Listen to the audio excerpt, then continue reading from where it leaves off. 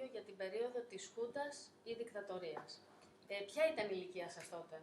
Ήμουν 5 ετών. Και η οικογενειακή κατάσταση?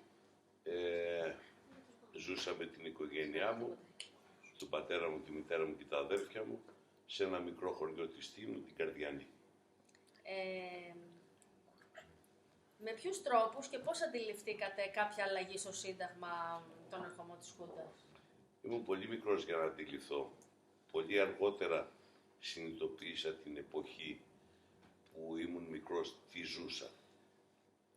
Ήταν πολύ μετέπειτα. Αλλαγές στην καθημερινότητα? Οι αλλαγές στην καθημερινότητα μέσα σε ένα μικρό χωριό ήταν πολύ μηδαμινές. Αλλά όταν ξεκινήσαμε να πηγαίνουμε στο σχολείο, που υπήρχαν ορισμένες υποχρεώσεις, όπως το να βγαίνουμε την Κυριακή με τύμπανα και να φωνάζουμε «Ελλάς Ελλήνων Χριστιανών», να κάνουμε παρέλαση σε όλο το χωριό, πράγμα πρωτόγνωρο για τα πιο μεγάλα παιδιά τότε που δεν είχε ξαναγίνει, και έναν δάσκαλο φοβισμένο, μη γνωρίζοντας τι πρέπει να κάνει. Οπότε αν πράττει το φόβο σωστό. Εμείς τότε σαν παιδιά, μες στην τρελή χαρά πάμε. Ελλάς Ελλήνων Χριστιανών, Ελλάς πατρίδα μας την αγαπάμε, τους Έλληνες σαφώς τους αγαπάμε. Τώρα για τη θρησκεία, εντάξει, ο καθένας πίστευε ότι ήθελε και αγαπούσε ότι ήθελε. Στο οικογενειακό περιβάλλον είδατε κάποια αλλαγή? Όχι, απόλυτα κάποια αλλαγή όχι. Δεν υπήρχε σημαντική αλλαγή που να μπορέσω να την καταλάβω τότε. Αργότερα καταλάβαινα ορισμένα πράγματα. Από τις κουβέντες που είχαν οι πιο μεγάλοι, καθότι ήταν ο θείος μου, ο οποίος ήταν και μέντοράς μου, ήταν πρόεδρος εκείνη την περίοδο, αλλά ήταν και όλη τη μεταπολιτευτική περίοδο. Καταλάβαινα ότι δυσανασχετούσε με ορισμένα πράγματα, αλλά όχι να γίνεται αντιληπτό τότε, γινόταν αντιληπτό αργότερα. Με ποιους τρόπους αντιμετωπίσατε τις βίαιες αυτές αλλαγές στο πολιτικό-οικονομικό σύστημα της χώρας? Τότε δεν κατάλαβα τίποτα. Βλέποντας, ένας απλός βίος ήταν σε ένα μικρό χωριό. Δεν μπορούσες να αντιληφθείς κάτι. Όπως στην πόλη, ήταν διαφορετικά. Ήταν εντελώς διαφορετικά. Πιο ήρεμα. Υπήρχε κάποιο μέλος ή κάποιος που γνωρίζατε και βασανίστηκε ή εξορίστηκε? Όχι, δεν υπήρχε κάποιος στο στενό οικογενειακό πλέον, ή αν θέλεις μέσα στον κύκλο αυτού του μικρού χωριού, δεν υπήρχε. Αλλά ακριβώς απέναντι από το μπαλκόνι μου έβλεπα τη Γιάρο. Δεν είναι στο νησί Γιάρος. Και έλεγαν τότε οι πιο μεγάλοι, κάτι κουβαλήσανε, κάτι φέρανε, κάτι γίνεται. Δεν μπορούσες να μάθεις πολλά. Κάτι ακούγατε, αλλά δεν καταλαβαίνετε. Αλλά δεν ήμουν σε θέση να το κατανοήσω τι ακριβώς είχε γίνει. Μάλιστα. Σχετικά με την ελευθερία έκφραση, δηλαδή με τα τραγούδια, με τα πανηγύρια. Τα πανηγύρια δεν είχαν αλλάξει ουσιαστικά κάτι στα πανηγύρια, γιατί ήταν μια λαϊκή παραδοσιακή μουσική μόνο. Εκείνο που θυμάμαι χαρακτηριστικά, είχε έρθει ένας ξαδερφός μου από τον Πειραιά, ο Αργύρης. Πιο μεγάλος από μένα, ήταν ήδη μαθητής του Τετάρτης Γυμνασίου κάπου εκεί, και τραγούδαγε κάποια τραγούδια του Θεοδωράκη. Κάποιοι στίχοι μου άρεσαν και θυμάμαι χαρακτηριστικά να μαζεύουμε ελιές σε ένα χτήμα και να τραγουδάω αυτούς τους στίχους. Απ' το πρωί μες στη βροχή και μέσα στο λιοπί. Αυτό το τραγούδι. Και να θυμάμαι να πετάγεται η αδερφή μου, «Σταμάτα, θα μας πάνε φυλακή». Ήταν και αυτό το περνάγανε πολύ αυτό. «Σταμάτα, θα μας πάνε φυλακή». Ποια ήταν η πολιτική σας θέση απέναντι στη δικτατορία? Τότε δεν είχα θέση.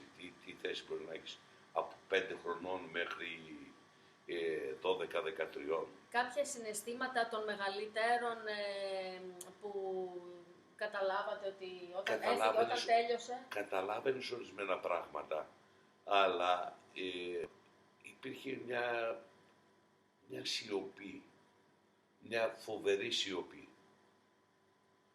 εκείνο το διάστημα. Κάποιοι γνωστοί που έφυγαν από την εξορία.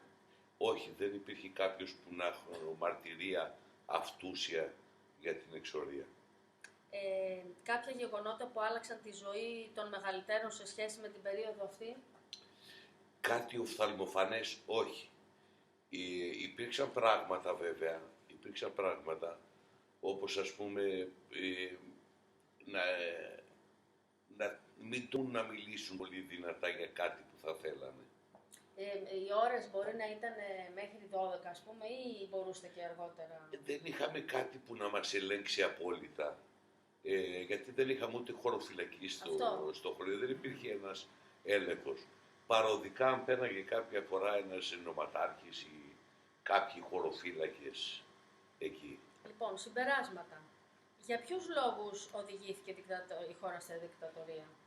Αυτό που μπορώ να κρίνω πλέον ως ενήλικας και έχοντας διαβάσει κάποια κομμάτια της ιστορίας ήταν η πολιτική αστάθεια που ευνοούσε ένα τέτοιο γεγονός.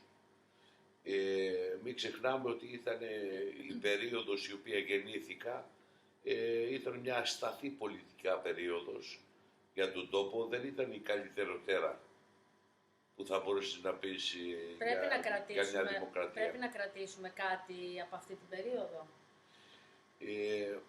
Από αυτή την περίοδο εκείνο που πρέπει να κρατήσουμε να μην επαναληφθεί. Να κρατήσουμε ότι πρέπει ό,τι και να γίνεται να ψάχνουμε να βρούμε λύσεις αντί να δημιουργούμε προβλήματα. Και η δημοκρατία, ας πούμε, έχει κάποιο πρόβλημα τώρα αυτή τη στιγμή. Πώς μπορούμε να την προφυλάξουμε? Η δημοκρατία δεν έχει πρόβλημα ποτέ.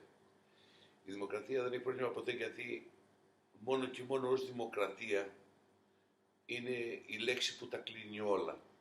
Είναι η λέξη που πρέπει να έχει, είναι αυτό που δίνει και στο γρήγορο και στον αργό την προτεραιότητα. Μήπως μερικοί την εκμεταλλεύονται την δημοκρατία? Σαφώς την εκμεταλλεύονται, σαφώς δημιουργούν προϋποθέσεις.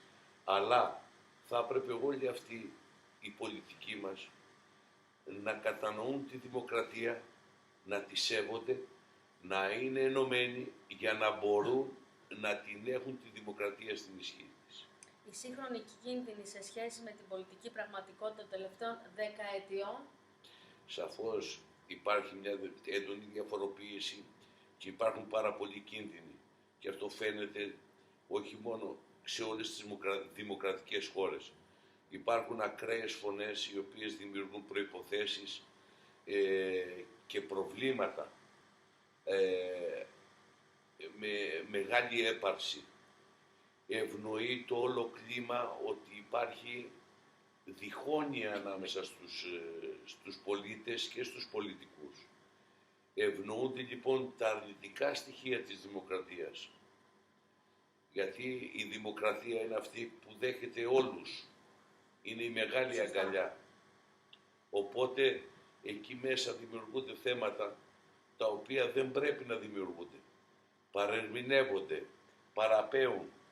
Εκεί λοιπόν πρέπει οι πολιτικοί μας να αρθώσουν ανάστημα και να ενωθούν και να έχουν μια σύμπνοια αναμεταξύ τους για να μπορέσουν να προχωρήσουν την κάθε χώρα μπροστά με τα βήματα της δημοκρατίας. Μάλιστα. Ευχαριστώ πάρα πολύ.